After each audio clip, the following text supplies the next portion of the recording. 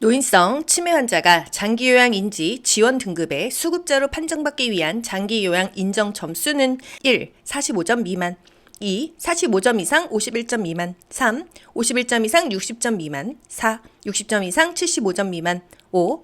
75점 이상 95점 미만 1번입니다. 이 문제가 국가고시에 나왔을 때에는 학생들이 이런 문제가 나와 오바야 이런 생각했었는데 이제 CBT로 바뀌면서 상반기에 18번의 국가고시를 봅니다. 9일 동안 오전 오후로 보죠.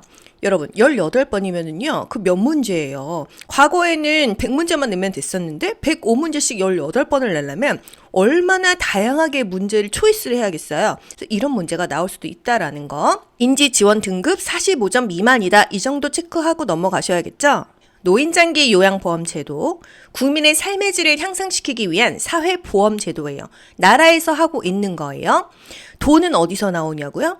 보험료, 본인 부담금, 국가 지원으로 구성된다. 여러분 건보료 내시죠? 거기서 일정 부분 내주고요. 본인 부담금, 재가급여 15%, 시설급여 20%가 있습니다. 나머지 20%는 나라에서 대준다. 그것을 국가 지원이라고 해요.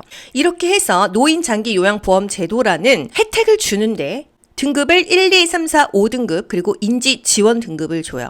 1등급, 2등급, 3등급, 4등급, 5등급 인지지원 등급 점수를 어떻게 매기냐면요. 일단 노인장기요양보험제도를 신청한 사람을 선별을 해서 등급을 줍니다. 어떤 사람이 신청하죠? 노인장기요양보험제도이기 때문에 노인들한테 주는 혜택이에요. 65세 이상인데 질병명은 안 보겠어. 거동이 불편하거나 일상생활이 혼자서 안 되는 사람들한테 주는 것입니다. 65세가 안 되더라도 노인성 질병을 가지고 있고 거동이 불편하고 일상생활이 안 되면 준다 이거예요. 한마디로 65세 이상은 질병명을 보지 않겠다. 65세 미만이라면은 질병명을 보겠다. 어떤 질병명? 노인성 질환, 치매, 뇌졸중, 파킨슨. 이럴 경우에 일상생활 잘 되면 안 줘요. 하지만 거동도 불편하고 일상생활이 혼자서 안 될 때 이 혜택을 준다 이겁니다. 일상생활이라는 게 뭐죠? 나 혼자 세수하고 화장실 가고 밥 먹고 마트 가서 반찬 사오고 은행 가고 이게 일상생활이에요. 우리 엄마가 치매야 또는 우리 아빠가 뇌졸중 걸리셔가지고 반신마비 왔어. 이런 경우 여러분이 공단에다가 집 근처에 국민건강보험공단에다 신청을 하면은요. 거기서 직원이 방문해서 여러 가지 조사를 해가지고서는 등급을 줍니다. 그래서 1, 2, 3, 4, 5등급 점수가 나와요. 이 점수에 따라서 등급이 나오는 건데요. 보통 5등급과 인지지원 등급은 치매예요.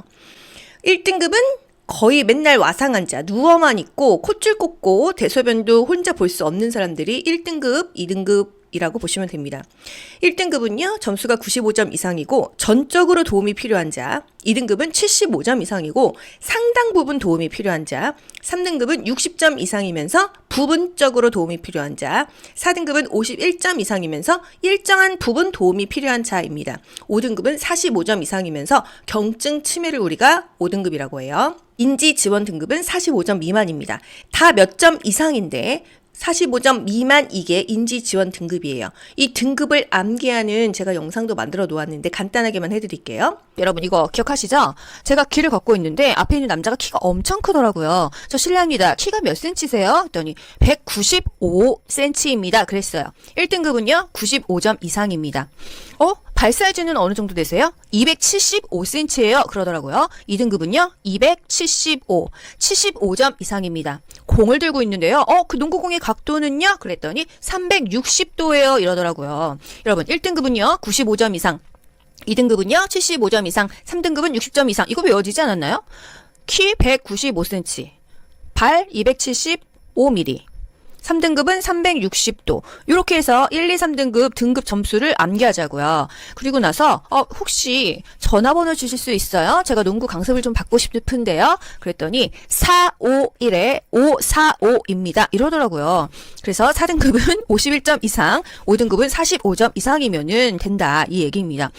1, 2, 3, 4, 5등급의 점수를 암기하실 수 있습니다. 키 195, 발 사이즈 275, 공의 각도 360도, 전화번호 451에 545, 1, 2, 3, 4, 5등급 끝났죠? 여기는 다 이상이에요.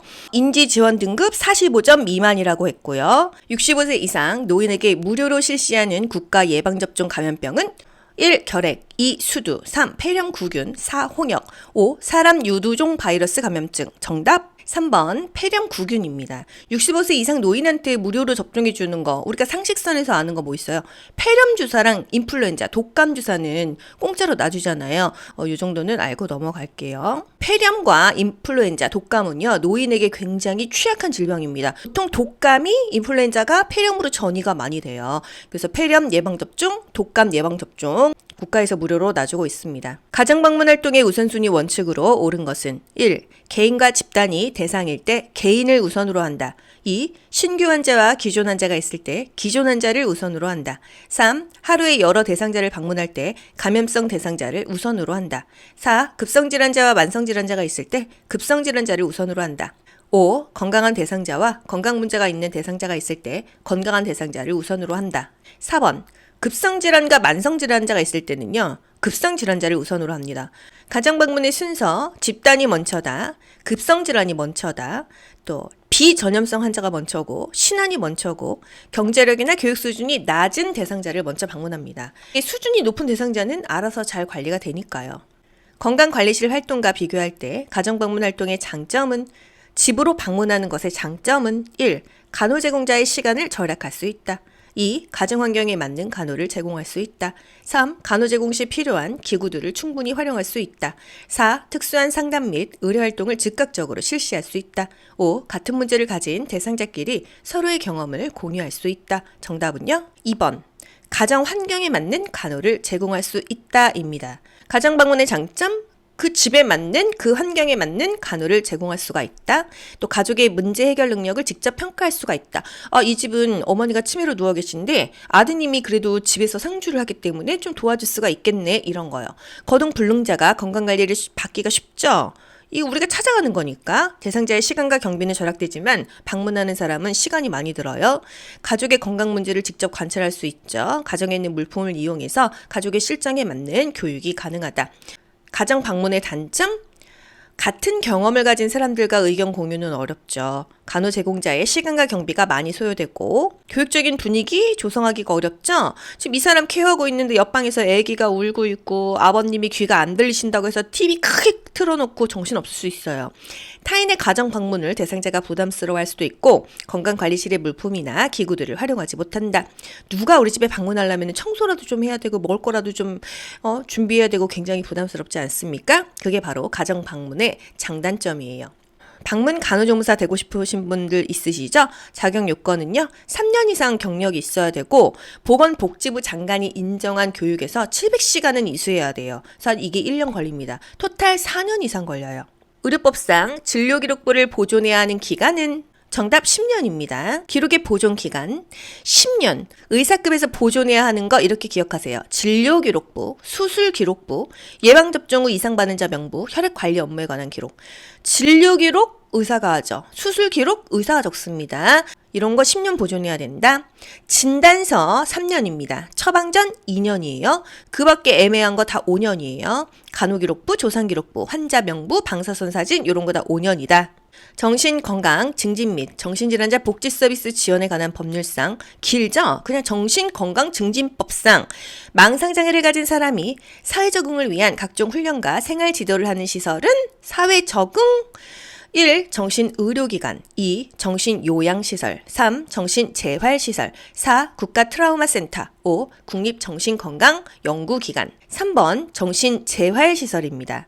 정신건강증진시설은요. 정신의료기관, 정신요양시설, 정신재활시설, 정신의료기관, 정신병원이죠. 또는 정신과 의원입니다. 정신질환자를 치료할 목적으로 설치된 의료기관이다. 정신요양시설, 정신질환자 입소시켜서 요양서비스 제공하는 거죠. 정신재활시설, 결국은 재활하는 이유는요. 사회 적응, 재적응, 물리치료, 각종 훈련과 생활 지도를 해요. 왜? 결국은 사회에 나왔을 때 적응해서 국민의 일원으로서 살려면은요. 사회 적응도 필요하고 돈도 벌어야 되잖아요. 그래서 여러 가지 교육을 한다. 재활시설이에요. 이런 거는 달달 암기할 수가 없기 때문에 이 지문에서 키워드를 뽑아서 보기에서 연결하시면 돼요. 사회 적응을 위한 각종 훈련, 생활 지도, 재활한다 이런 느낌으로 연결하십시오. 사회 적응, 재적응, 물리치료, 질병의 3차 예방이죠. 정신재활시설로 가세요. 결핵예방법상 전염성 결핵 환자에 대하여 접객업이나 사람들과 접촉이 많은 업무에 종사하는 것을 전염성 소실에 판정받을 때까지 정지하거나 금지하도록 하는 사람, 한마디로 그 일 하지 마세요. 이게 누구예요? 여러분 이런 문제에서요. 모르시면 시장군수구청장 또는 시도지사를 찍으세요. 근데 보기 중에 뭐 있어요? 시장군수구청장 있죠?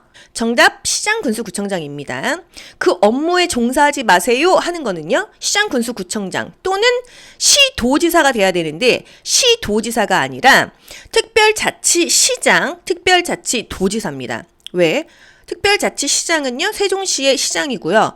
특별자치도지사는 제주도의 도지사거든요. 그래서 특별자치시장, 특별자치도지사 이 사람들이 해도 되고 또는 시장군수구청장이 해도 된다 이거예요. 그 일을 하지 마세요. 전염성 결핵 환자 다른 사람한테 결핵 옮기니까 일하지 마세요 하는 사람만 특특이 들어가요. 특특. 그 일하지 마세요. 특특. 특별자치시장, 특별자치도지사, 시장군수구청장입니다. 모르시면 시장군수구청장을 웬만하면 답으로 하시면 맞아요. 그 일 하지 마세요 하는 거는 특특이죠. 특별자치시장, 특별자치도지사, 시장군수구청장인데 전염성 결핵 환자 입원하세요 하는 사람은 시도지사나 시장군수구청장입니다. 업무 제한만 특특이다. 그 일 하지 마세요. 특특 또는 시장군수구청장. 입원하세요. 시도지사 또는 시장군수구청장. 그러니까 결국은 시장군수구청장은 다 동일해요. 결핵, 격리치료 거부 벌칙 1년 이하의 징역 또는 1천만 원 이하의 벌금 이겁니다. 뭐 500만 원이라고 교과서에 되어 있어서 이게 500 아니냐라는 댓글이 정말 많이 달리거든요. 이거는 확정이에요, 여러분. 왜? 결핵 예방법에서는 격리 거부가 500만 원은 맞아요. 그런데 감염병 예방법에서는 격리 거부가 1,000만 원이거든요. 1이에요. 결핵 예방법보다 그 상위법이 감염병 예방법이에요. 감염병 안에 결핵이 들어가니까 그래서 1천만 원 이하의 벌금이 맞는 거예요. 그래서 11이 맞는 겁니다. 1년 이하의 징역 또는 1천만 원 이하의 벌금. 격리 거부했어? 그냥 1이에요. 아시겠죠? 구강보건법상 구강보건사업 대상이 아닌 사람은 1. 초등학생 2. 노인복지시설을 이용하는 노인 3. 모자보건수첩을 발급받은 임산부 4. 국방부 직할부대에 소속된 군인 5. 장애인 복지시설에 입소하여 생활하는 장애인. 정답 3번 군인이 아니래요. 초등학생, 노인, 임산부, 장애인은 구강보건사업의 대상이다. 구강 기본계획에 포함될 사업 내용이 있습니다. 학교, 초등학생 포함되죠? 중학생, 고등학생 다 포함되죠? 사업장, 회사 포함되죠? 노인, 장애인, 임산부, 영유아 다 돼요. 그래서 초등학생, 학생이니까 되고요. 노인복지시설을 이용하는 노인이니까 되고 3번 임산부, 5번 장애인 다 된다 이거예요. 혈액관리법상 혈액관리 업무를 하는 자가 혈액의 적격 여부 검사 결과 부적격 혈액을 발견한 경우 처리 방법은 부적격 혈액 어떻게 하죠? 1. 폐기 처분하고 그 결과를 관할 보건소장에게 신고하여야 한다. 2. 폐기 처분하고 그 결과를 보건복지부 장관에게 보고하여야 한다. 3. 폐기 처분하고 그 결과를 행정안전부 장관에게 신고하여야 한다. 4. 별도의 보관용기에 보관하고 그 결과를 관할 보건소장에게 보고하여야 한다. 5. 별도의 보관용기에 보관하고 그 결과를 보건복지부 장관에게 신고하여야 한다. 보기 보면 더 헷갈리죠? 2번 폐기 처분 일단 하고요. 보고를 합니다. 누구한테? 장관에게 보고하는 거예요. 보건복지부 장관이요. 부적격 혈액. 그 피가 써먹기에 부적격하다 이겁니다. 체열 시 또는 체열한 후에 이상이 발견된 혈액을 우리가 부적격 혈액이라고 해요. 이거 폐기 안 하면은요, 보고 안 하면은요, 2의 벌금입니다. 2년 이하의 징역 또는 2천만 원 이하의 벌금에 처한다.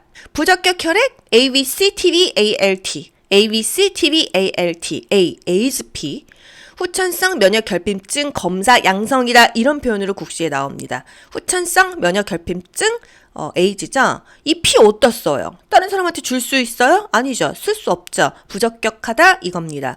B형 간염, C형 간염, 혈청성 감염이에요. 이 피를 누구한테 줄 수 없어요. 써먹을 수가 없다? 부적격하다. T, 인체 T 림프 영양성 바이러스 검사 양성이다. 이게 뭔 말이에요? 백혈병 피다 이거예요. V, VDRL 매독검사 양성이다 이겁니다. 매독검사 양성인데 이 매독피 누구한테 써먹을 수 있어요? 부적격하다. ALT 간기능 검사거든요. 간 수치가 100일 이상이면 이 피는 못 써먹어요. 이 얘기입니다. 그래서 부적격 혈액 ABCTB ALT. 에이즈, B형 간염, C형 간염, 인체 T 림프 영양성 바이러스 검사 양성, 백혈병 B다 이 얘기고요. VDRL 매독 검사 양성이다 이거예요. 이게 ABC, TB, ALT로 나오는 게 아니에요. 이거는 그냥 제가 암기하시라고 억지로 만든 초성이고요. 에이즈도 후천성 면역 결핍증 검사 양성이다. 이게 부적격 혈액이고 B형 간염 검사 양성, C형 간염 검사 양성이다. 이게 부적격한 거예요. 음성이면 적합한 거예요. 인체 T 림프 영양성 바이러스 검사 양성 이거는 백혈병이다 이 얘기고요. 매독 검사 양성 이런 표현으로 나오면 부적격 혈액이다 이겁니다. 간 기능 검사에서 100일 이상 나오면 부적격하다 이 얘기예요. 체열 금지 대상자. 이 사람이 뭐 A주고 B형 간염, C형 간염이라서 체열 금지하는 게 아니에요. 이 사람 체혈, 피 뽑고 나면은 이 사람 건강에 문제 있을 것 같은데 이게 체열 금지 대상자예요. 헌혈하기에 부적합하다고 정하는 사람이 체열 금지 대상자입니다. 감염병 환자, 약물 복용 환자, 건강 기준에 미달하는 사람, 남자 50kg 미만, 여자 45kg 미만 피 안 뽑는다. 또 보건복지부 장관이 지정하는 혈액맥의 감염병 환자, 감염병 피니까 체열할 필요 없다. 말라리아 치료 종료 후 3년이 경과하지 않았어? 이 피 못 쓴다. 매독 치료 종료 후 1년 경과하지 않았어? 이 피 못 쓴다. B형 간염 완치 후 6개월 경과하지 않았어? 체열 금지 대상자. 암 환자, 당뇨병 환자, 심장병 환자, 간 경변 환자 체열하지 않는다. 당뇨병만 있어도 남한테 헌혈을 못 하겠네요. 그쵸? 임신 중인 자, 분만 또는 유산 후 6개월 이내인 자, 자기 피도 모자라 체열하지 말아라. 수혈 후 1년이 경과하지 아니한 자 체열하지 말래요. 1년에 피 몇 번씩 뽑는 사람도 있는데 뭐 이론상으로는 이렇다는 거. 체열 전 건강진단 문제도 나오죠. 피 뽑기 전에 이 사람한테 건강진단, 바이탈 체크해야 되죠. 혈압 측정, 맥박, 체온 이런 거 측정한다. 또 체중도 잰다. 빈혈 검사도 한다. 감염병의 예방 및 관리에 관한 법률상 기존에 알려지지 아니한 새로운 병원체에 의해 발생하여 국제적으로 보건 문제를 야기하고 국내 유입에 대비하여야 하는 감염병으로서 질병관리청장이 보건복지부 장관과 협의해서 지정하는 게 뭐냐 그랬어요. 1. 생물 테러 감염병, 2. 인수공통 감염병, 3. 의료 관련 감염병, 4. 관리 대상 해외 신종 감염병, 5. 세계보건기구 감시 대상 감염병. 정답은 4번 관리 대상 해외 신종 감염병입니다. 기존에 알려지지 않은 새로운 병원체로 국제적으로 보건 문제를 야기하고 국내 유입에 대비해야 되는 거 해외 신종 감염병이에요. 코로나가요. 코로나19 19년 20년에 들어왔거든요. 그때는 이게 해외 신종 감염병이었어요. 우리 1급 감염병 뭐죠? 남리동해, 메두사야, 보디마라, 페탕크, 신의 신이 신종 감염병 증후군. 신종 인플루엔자였죠. 해외 신종 감염병은 그 당시에는 1급으로 아주 급하게 해외에서 들어온 유행이 예견되는 그런 질병일 수가 있다. 근데 이제 시간이 지나면 코로나는 지금 4급이 되었어요.